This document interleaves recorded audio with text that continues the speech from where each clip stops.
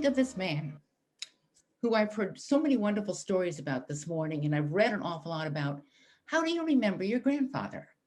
Do you remember him over a meal or something like that? Do you remember one of these skits for George Washington?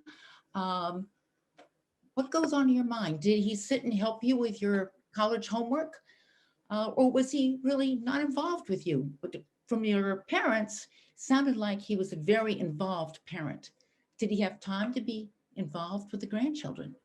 How do you look back on him? How will you tell the stories to your kids about this man who seems bigger than life?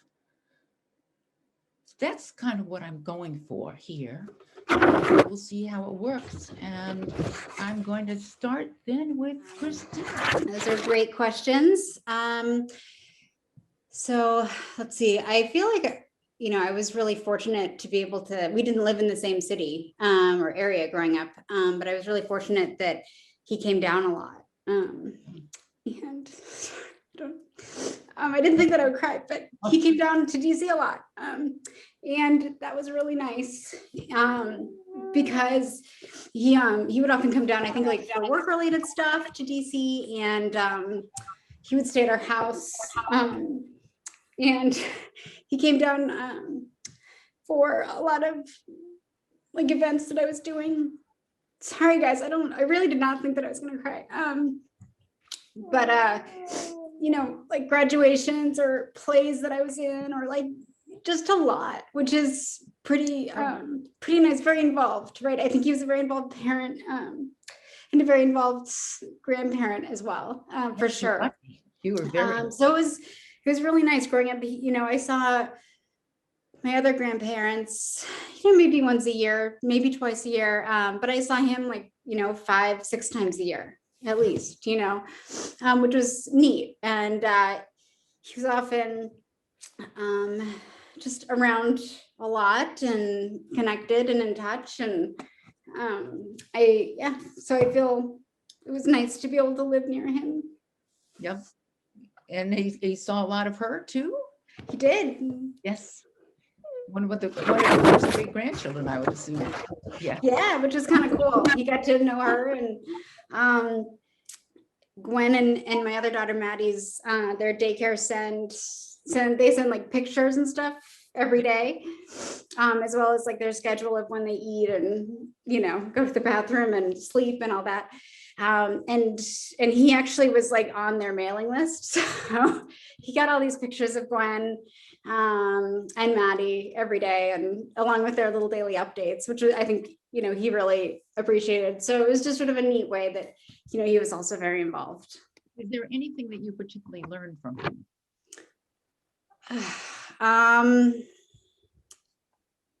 Yes, I'm sure there's a lot. I'm sure I won't articulate it terribly well or encompass all of it, but yeah, I think learning about the value of hard work and engagement in all areas of your life, right? Family, work. I always got the sense that he like gave 100%,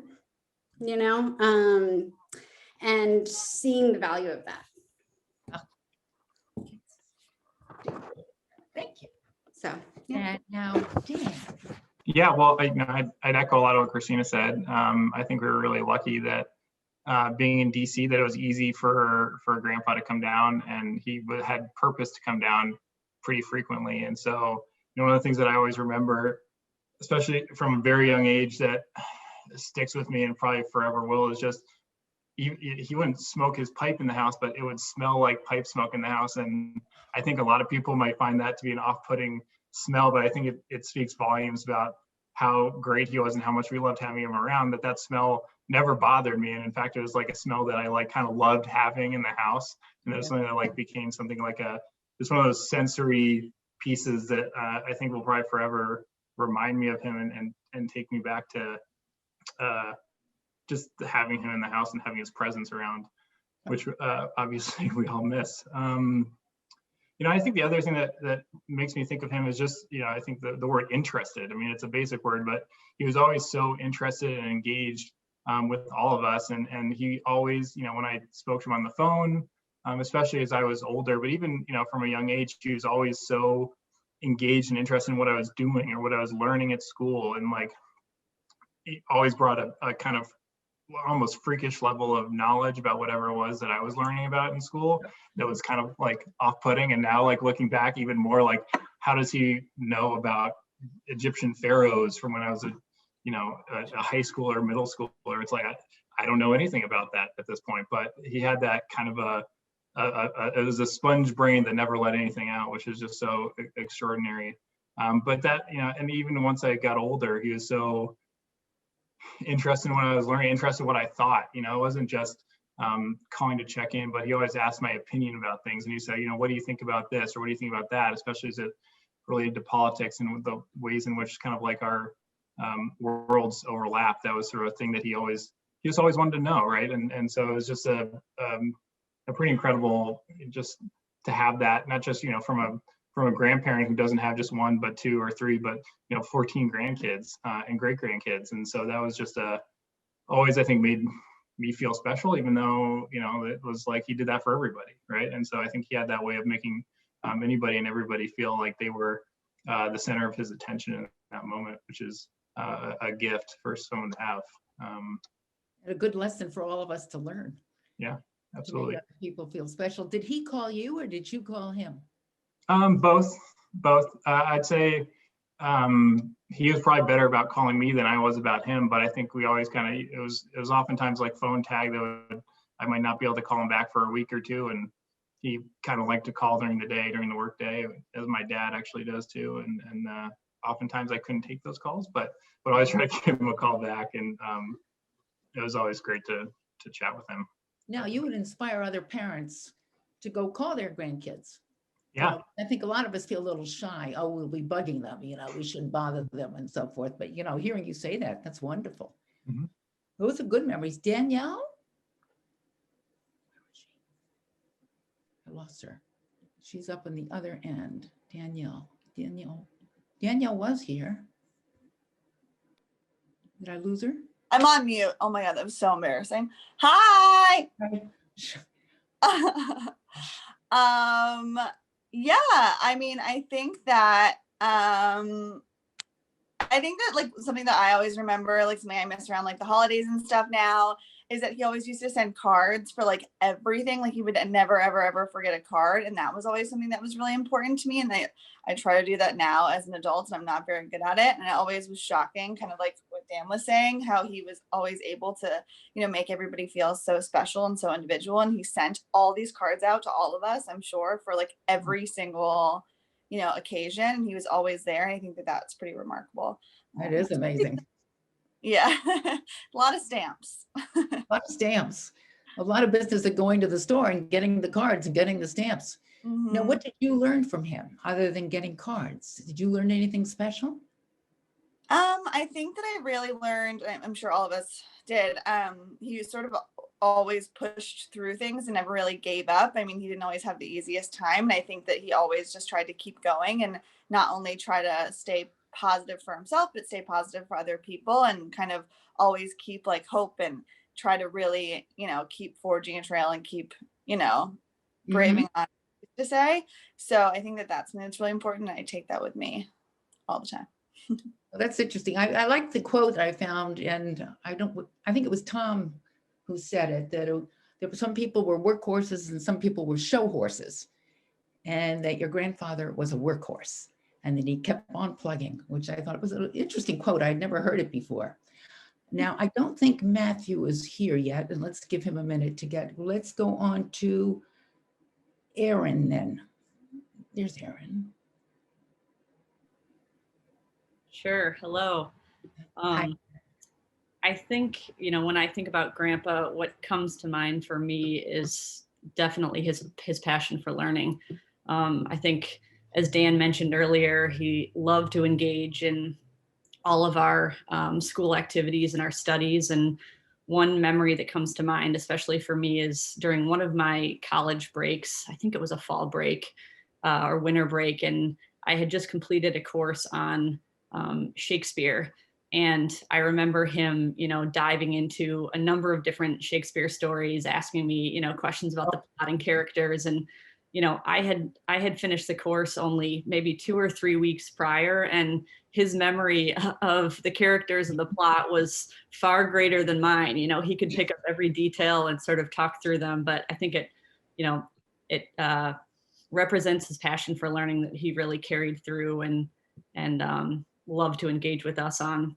But I think also he had a great balance of sharing his knowledge and taught us about the things he was passionate about. And, when you think of a man who's 97 years old, he had so many experiences and life events that he was able to share with us. But he was equally, I think, engaged around each of our passions, whether that was sports, which was very predominant in our household, or Star Wars with my younger brother when he was, 4 and walking around the kitchen with a lightsaber. I think he really embraced each of our passions and found connections with us through that. So, just one example, he came to one of my college tennis matches. We were playing Brandeis in Boston, and he came out to watch. And we went out to dinner after. I brought one of my good friends and college teammates who was also sort of a huge history buff, history major, loved history. And, after that dinner, literally through the years up until, this past year, she continued to ask me about him. It was always one of the first questions when we would connect is, how's your grandpa? How's your grandpa? And I think that's sort of a testament to the impression he left on people that, he knew well and people he was just learning, which is pretty neat. Yeah, matter of fact, I read about some of that in some of the obits. That's really nice. Any one of you following him into public service? No. Okay. I worked in government for a little bit. Yeah. Oh, you did, but you came out of government? Yeah. So I worked on Capitol Hill for a little bit, and now I work for a nonprofit. Oh, okay. Conservation stuff. Decided that you could do more with the nonprofit than you could do with the government? Well, no, I think government was great, and I loved that experience. I would have stayed there, but it just became I don't know, I kind of ran out of opportunity in my job and had a good one outside of it. And it also enabled me to move west at this point and move out of DC. Although I love DC, but it's it's a gateway to coming out here. Yeah, that's hard. Okay, who is Natalie?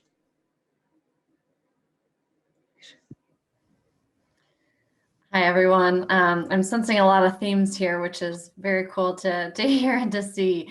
I couldn't agree more. I think when I think about Grandpa, certainly, as Dan mentioned, interested, and just how thoughtful he was in every aspect of life, whether it was, scouring catalogs, trying to find the perfect Christmas gift for all of us, or just checking in if he knew we were had a really big decision to make. He was always so thoughtful about calling, checking in to see how we were doing. And I always really appreciated those phone calls.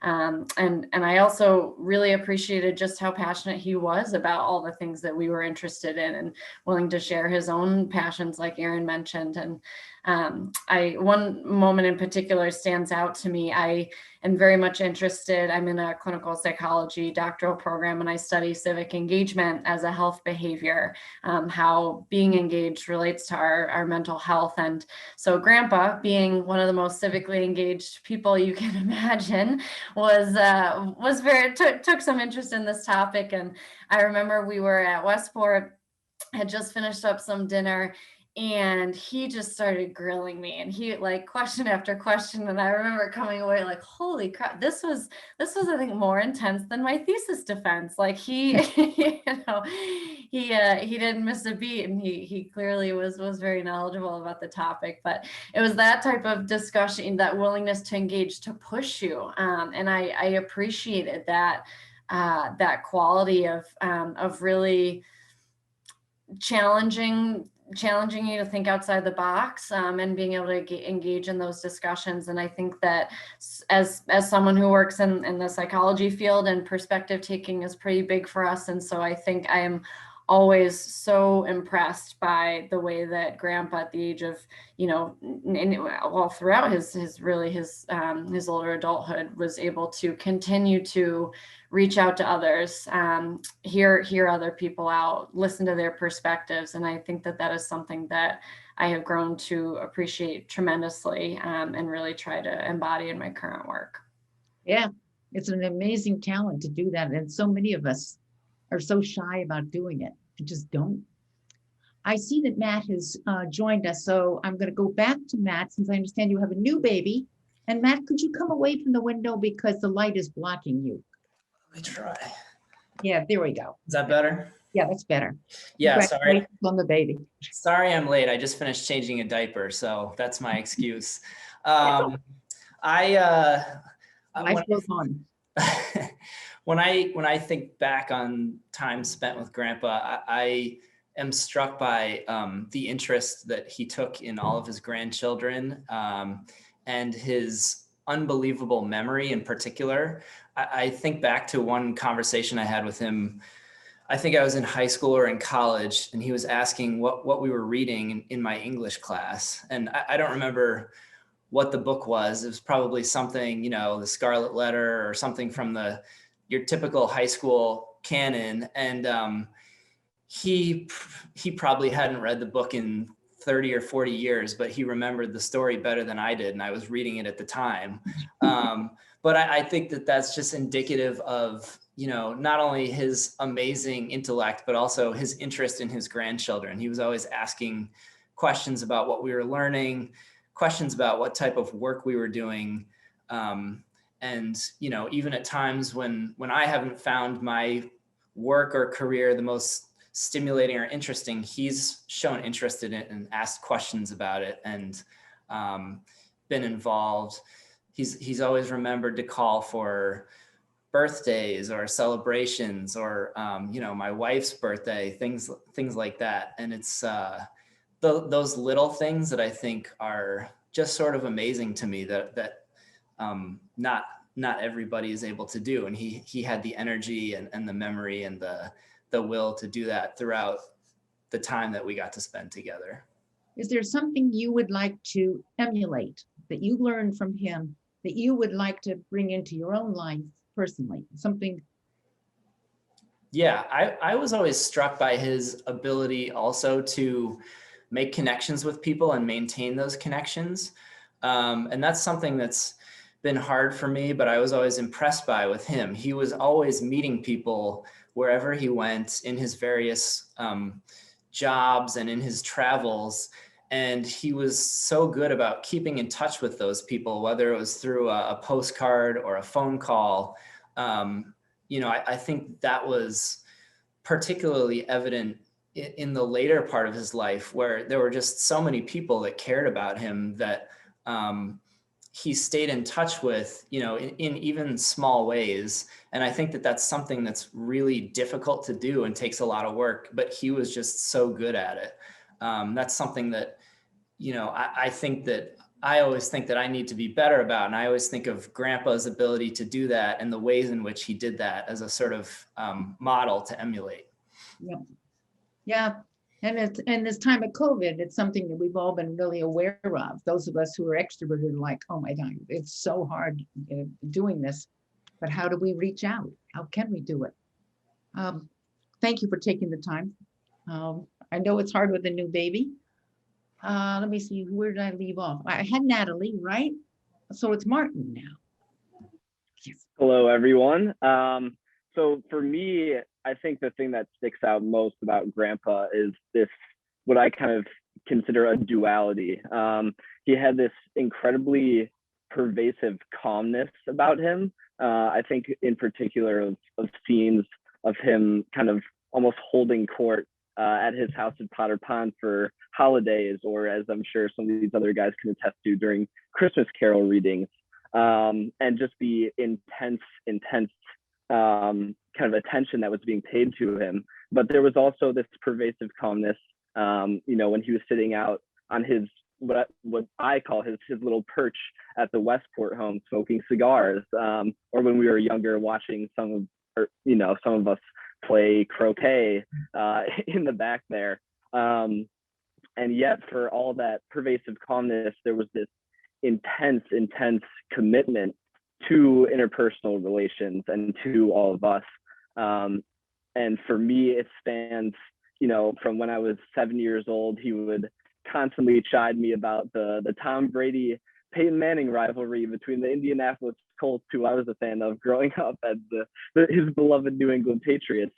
But the thing that was so nice is that kind of expanded and evolved over time to the point where, when I was graduating from George Washington University, I was a journalism major. And it was so striking to me. I received an email pretty much on the eve of my commencement.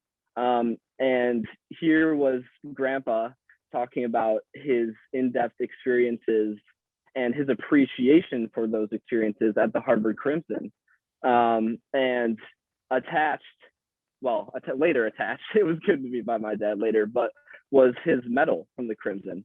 Right. And it was just an incredible depiction of who he was and how he could relate to each and every single one of us. He knew, these precise details that would connect with all of us.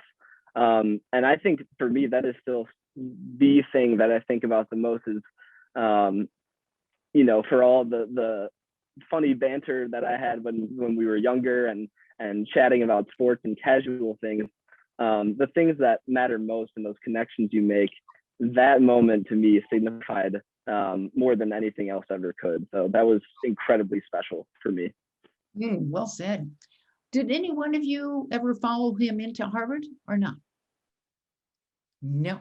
Did he ever urge any one of you to please apply? I know my father went to Harvard. He was always saying, apply to Harvard, apply to Harvard.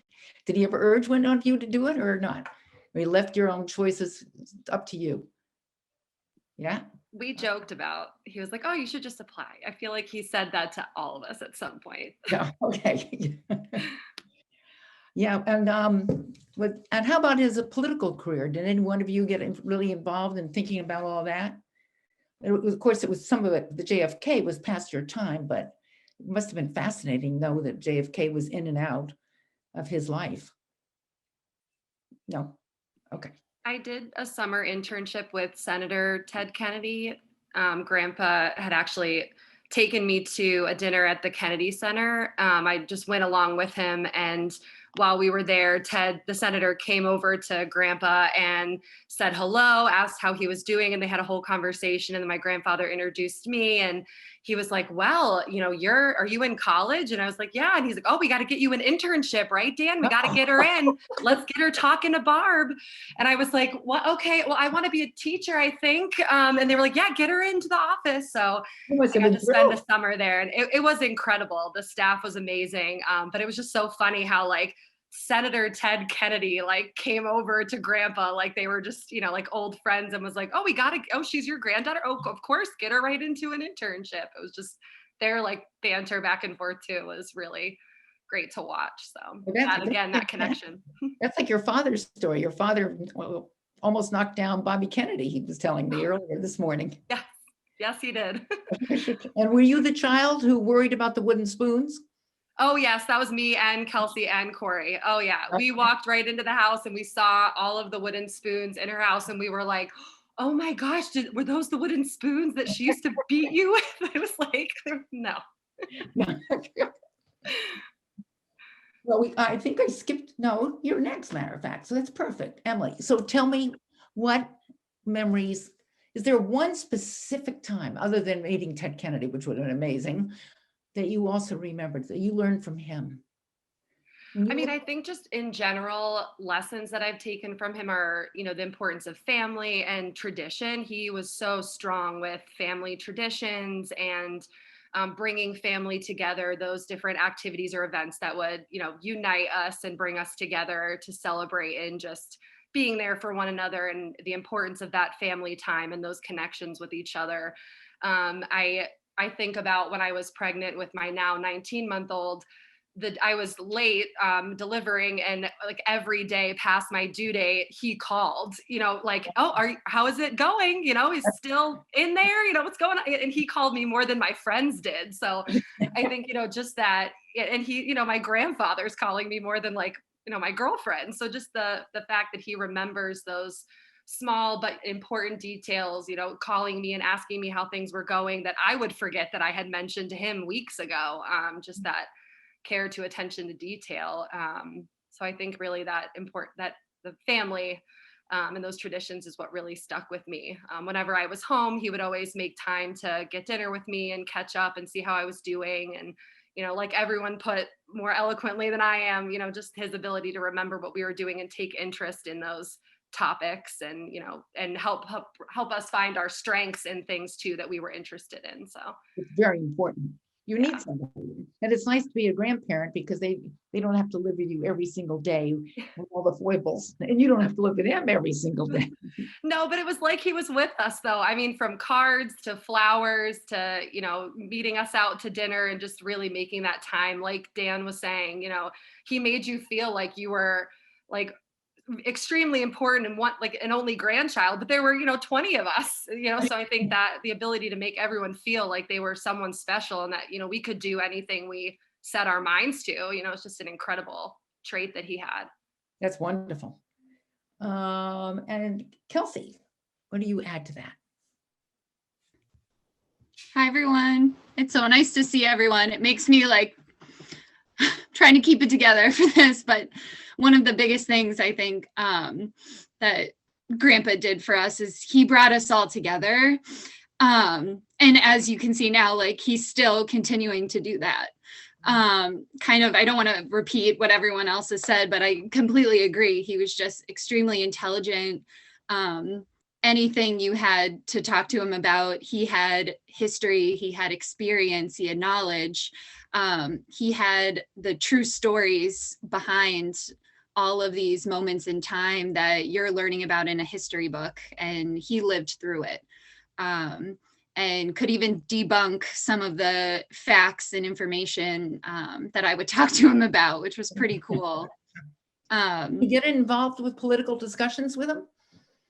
I did, yeah. I got involved in talking to him about a lot of things, and I always was so interested in what he had to say. And what was funny is that he was always more interested in what like we all had to say and what our perspectives were. And he was just this huge collector of knowledge, and he would take in all this information, and he was so just intentional with his words that you would always see him. He was never an impulsive speaker.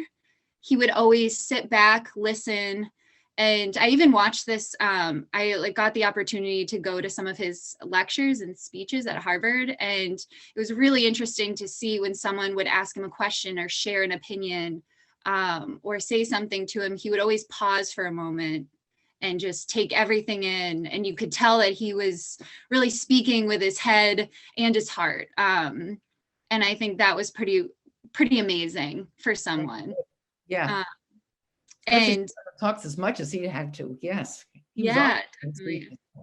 And I think it's really neat throughout our whole lives that he was always, I know everyone has said this, he was always interested in what we were interested in, even if it was something so silly and ridiculous. Like some of my like fond memories were going to the movies and watching movies with Grandpa, and we shared a love for going to the movie theater, getting a big thing of popcorn, candy, soda. And one of my first experiences going to the movies was when I was like probably 5 or 6, and we went to the Pokemon movie because I was so obsessed with Pokemon. And it was just him and I going. It must have been like a birthday gift or something, and I am like running up and down the aisles like pretending to be a Pokemon catcher, and then he's just like very like thoughtfully and calmly sitting, and he's asking me questions about the movie, and like thinking about it now, like that's pretty nice of him to do. It was indeed. And one of our last movies we watched together in the movie theater was the Judy Garland film. Mm-hmm. He had told me that his first I think one of his first movies he had seen in the theater was The Wizard of Oz. And so he was really excited to go see the movie Judy in theater. So I went with him and my parents, and throughout the movie, I would just kind of like look over at him, and he would just be like mesmerized by the film. And at the end of the film, Judy is singing Somewhere Over the Rainbow. Oh. And he started belting it out. And I look over at him, and it like the movie theater is packed. And I look over, and he is just like sobbing, like tears flowing, and he is singing at the top of his lungs Somewhere Over the Rainbow. And I just thought, I don't know, every time I think about him, I think about how like just how incredibly passionate he was about so many different things, and about his family and service to others, and just finding joy in little moments, especially surrounding his family. No, that was really nice. It's a nice picture, him sobbing, singing Somewhere Over the Rainbow. Thank you. And you, let me see, Corey. I think she was here. Corey. Hey, everybody. How's it going? There's so many people on this line. I gotta go find you now. There you are. Oh, you were the first one. Hi. Yeah, I was the first one to come in. There's just a lot of people have already kind of said it, and I'll try not to repeat, but I have so many memories of my grandfather. It's been great just kind of like spending the last 23 years of my life like living in the same place as him, being 5 minutes from his house. So I got to see him a lot and spend a lot of time with him. We go out to dinner a lot. And there was one time we went to this place called the Great Wall, and it's in Bedford. It's a Chinese restaurant. It's like really good. And there was one day where I came like into the restaurant. He was there already, and he had these like sleeves on. They looked like what I thought were tattoos. And I'm like, oh my God, like Grandpa, like, he's like, oh, do you like my new tattoos? And I'm like, what? Like, you got tattoos? What is this? Like, I was so shocked. I was like, wait, what?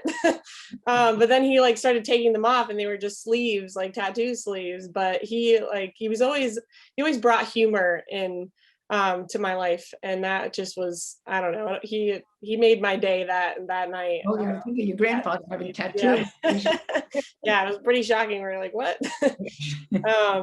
But he was very generous. A lot of people already talked about how, just intelligent he was. He had so much knowledge about everything. He loved history. I think another thing too is when I was in college, he would have flowers delivered to me. And I had no idea, like starting my freshman year, I like got a phone call from some random number, and I picked it up, and they're, oh, we have a flower delivery for you. And I was like, what? Like, who, trying to figure out who had sent me flowers to school. I was like, oh, maybe my mom or my dad. And I go up and I pick up the flowers, and they're a beautiful bouquet in this like little glass vase. And I read the note, and it says like, to Corey, love Grandpa, like thinking about you. And it was just like, oh, like that, like having, and I would get them every, 2 or 3 months, and he just constantly kept sending flowers. And it just like, it made me like know that like he really, he cared. He was very, very caring person. He loved all of his grandchildren. And that was just kind of like one of the things that like always kept me like going. Like, he was a very resilient person. Even if he was in pain or he was having trouble walking, like he would get up and he would go do what he had to do that day. So I definitely, I really miss him a lot. It's been hard with not having him here. Yes, especially when he was just right down the street from you. Yep. Yeah. That's really hard, because you were so used to having him very present. But still, I've often found that you can still talk to the person even though he's not there. Very true. Yes. Yeah. I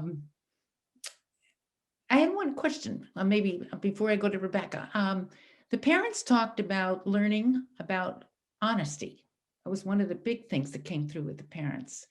Did any of you learn any kind of moral themes from? You've talked a lot about all the caring and the loving. I was just wondering if there was anything that he ever came down on, this is what you all should do, or I believe in honesty, or that you came home with something, this is what you believed in. I think a lot of it was just to be true to yourself, and like he was always proud of us for everything we did, no matter how small. He kind of was like, take the small accomplishments and make them a big deal. Oh, interesting point. Good. Yeah. Anything I else? would say, I don't know whether this is necessarily value-based, but I think it's especially pertinent given the times. He was someone who was always willing to have a discourse with each of us. I think there were things sometimes that maybe we didn't see quite eye to eye in, but he was always incredibly willing and able to have a civil discourse, and to challenge both us and himself, I think, in trying to discern how certain political or social values have maybe changed or are perceived for our generation. And so I think that's something that could be incredibly useful with everything going on today, and something that I definitely have taken away from Grandpa. Yeah, it was an interesting point, because I know we can all get hot under the collar discussing some politics or something. And I noticed, I was looking up his books, and he was in on the business when they had the people sat on the green during the Vietnam War, and there was a big arrest, and he was there. I don't know which side he was on at that point. I haven't investigated, but there was a lot of fury around that particular thing. Somebody said something. No. Okay. I was Rebecca. going to say Yeah. something too about how he always said how when we would ask him like, how does he do it? And he would always say like, always have something to do in the morning. So just to always be involved, and his just ability to continue to keep going. And that was a big thing for him, was he always said, always have something to do the next morning to keep him going. Yeah, he wrote that in all of his what's it called? His, like, not his journals, but his I'm forgetting the word. His appointment book. Diary? Like his, no, not a diary, his appointment book. His appointment book, yeah. So we were going through all of his appointment books, and at the front, each one, he would say like, always have something important to do tomorrow morning, would be in as a quote. Each book he had a different quote, but most of the books that we went through, all of his agenda books, would say that one quote in each one, which was really interesting. It's one way to get yourself out of bed and get going for the day. Think of how I can make this world a better place. Yes. And I'll just sort of echo that. It's funny. I think kind of along with that, he was very, very interested in trying new things on an ongoing basis. And what's that? Like tattoo sleeves? Yeah, exactly.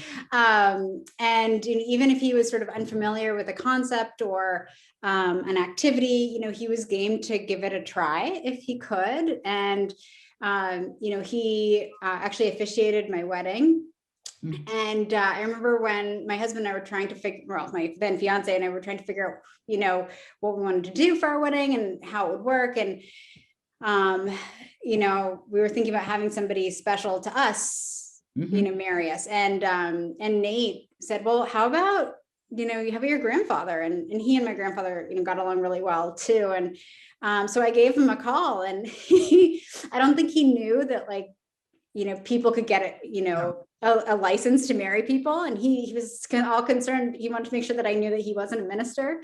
And I said, oh, I'm aware, you just have to sign this, this thing and, apply and all that. And, it was like just this completely new concept, the idea that a friend or family member might marry you and they weren't a minister. And but he was game and he did it, and people who attended the wedding, like, like Aaron had said, right? Somebody who just met him several years prior, like continually would ask how he was doing. So, he did it and he did a really good job.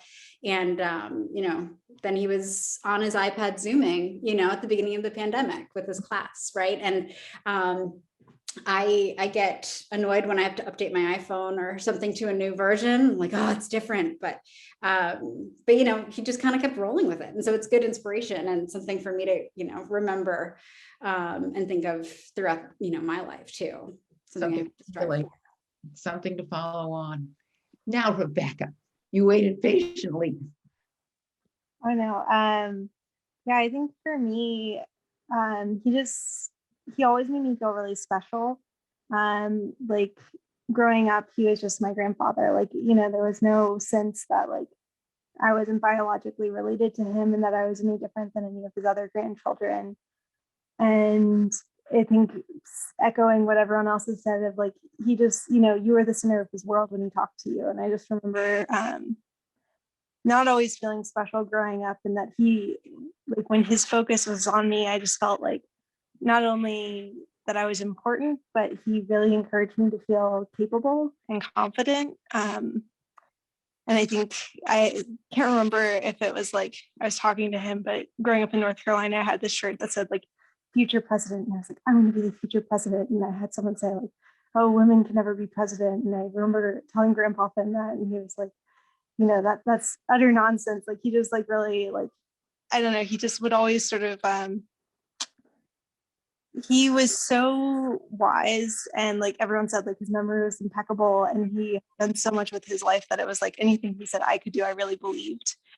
And I think that really like helped me feel a lot more ambitious in my own life, that he believed in me and there was nothing he thought I couldn't do. And so then it felt like, well, he did so much, so if he thinks I can do anything, then maybe I can. And that was really special. And yeah, like the flowers sent in college, and just like I remember I asked him, I was like, how do you remember everything? Like, do you write it all down? Like, do you keep notes of like what people say? Like, how does he like, yeah, like one thing you say to him like 6 months earlier and he gets you a Christmas present related to it. And it's like, how did he remember? But he was like, no, it's all in his brain. And I'm forever like in awe of how amazing and incredible his brain was, and just his memory. I wish that I had it. You might yet. You have a long way to go, my dear. One thing I would ask you, particularly, one of the parents mentioned, and I think it was in your family, about joke stockings. Oh, joke stockings. And did you all do that? Or is it, she said it was a family tradition in their family that he started it. Yeah, I think my dad definitely is a big fan of jokes. And I think that for my dad, especially, I feel like Grandpa Fenn was like the only, like, I don't know. I think he was like the most stable force, I think, in my dad's life. And so I think that, yeah, he definitely, I think, enjoyed the sense of humor that he got from Grandpa Fenn. And I think Grandpa Fenn like brought like levity and stability. I'm trying to remember joke stockings. I think like we put like some silly things in there, but I don't remember calling it joke stockings. That might have been Aunt Marie. But okay. Yeah, I can't remember which parent it was who said it, but it sounded really interesting. I heard there were a lot of traditions, the George Washington skits, the joke stockings, the St. Valentine's gifts and all that, which really I thought made life sound a lot of fun. yeah. You know, and it's fun. Like, you know, one needs to laugh because bad things do happen in our world. But if we can laugh occasionally and reach out and love somebody, that's great. And it sounds like you all had a grandfather who loved you a lot. And I asked him what one piece of advice was, and he said, do things that like have fun with what you're doing. And if it stops being fun, like stop doing it. And I thought that like, that was really great. Just like that was his advice on everything. Like just keep it fun. And yeah, he was very, I think he did instill a lot of morals. I remember the like George Washington chopping down the apple tree and like, you know, telling the lie. And I feel like that for some reason that stuck with me. I think I was like 5 when we did that skit. And like, I remember being like, oh, lies are bad. Like it really resonated with me. And then there was like a hurricane in North Carolina, and we were like walking down, and there was like this big like porch that had been washed up on the shore. And I was like looking at the porch, and it's like, oh, this is a great playground. And he was like, oh, is it going to be your playground, or are you going to share it with other people? And I was like, I'm going to share it with other people. And he was like, so like reinforcing of that. He was like, yeah, that's like incredible. And I think he like read a sermon where like he had mentioned, you know, that conversation we had. And yeah, he just made me feel really special. And I think really encouraged me like in really positive ways. Oh, that sounds wonderful.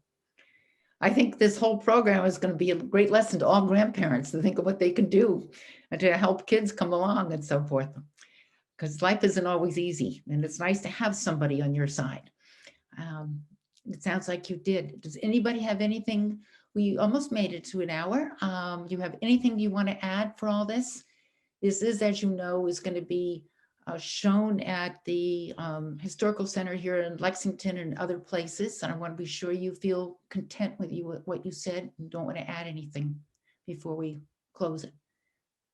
And if not, One thing I'll throw out there is, Ashley, you asked kind of earlier if any of us followed him into public service, and I think while most of us didn't get into government, I did briefly, but I think everybody on the call and everybody not has engaged in some way in kind of making the world a better place. And that's something I've kind of noticed, is that whether folks are teachers or helping people as psychologists or in their companies doing work that sort of advances positive causes, like I think it's really notable as reporters, like everyone is doing something I think that makes the world a better place. And I don't feel like Grandpa ever like pushed that on us, but it just, I don't know, like I feel like that just like came to us like through him organically without him ever even saying anything. And maybe that's just me, but I feel like it's kind of remarkable that there's that trait, I think, shared throughout all the grandkids and his kids, that everyone is in some way doing something to kind of help people or make the world a better place.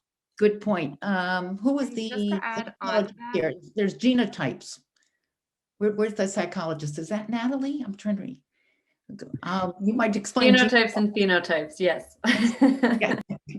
It does run in the blood. And I was just going to add on to that too, like not even extending beyond his family, like a lot of us touched on that. Like he was everyone's grandpa. Like even some of my best friends still are like, before he passed away, like, how's grandpa? Or like he would, like Christina was saying, like come up in conversation with people that he may have only met once or met a few times, but he was such a big part of our lives that, you know, people were used to seeing him at birthday parties or at, you know, George Washington's birthday. We've celebrated Valentine's Day. Like we had traditions for everything. And he was so inclusive of inviting other family and friends and people he had maybe even just met one or two times, that I feel like his legacy kind of carries on through everyone who has met him and, you know, had the opportunity to hear him speak or talk with him. So I think it extends, you know, far beyond us too, which is pretty incredible to see. Which is lovely. And just think, you can make the world a much bigger and better place. I thank you all. You did very well. You'll probably have lots of things you would think about overnight, say, I wish I had said, but isn't it nice that you had a chance to share with your siblings and so forth all this today? So thank you for giving us the time.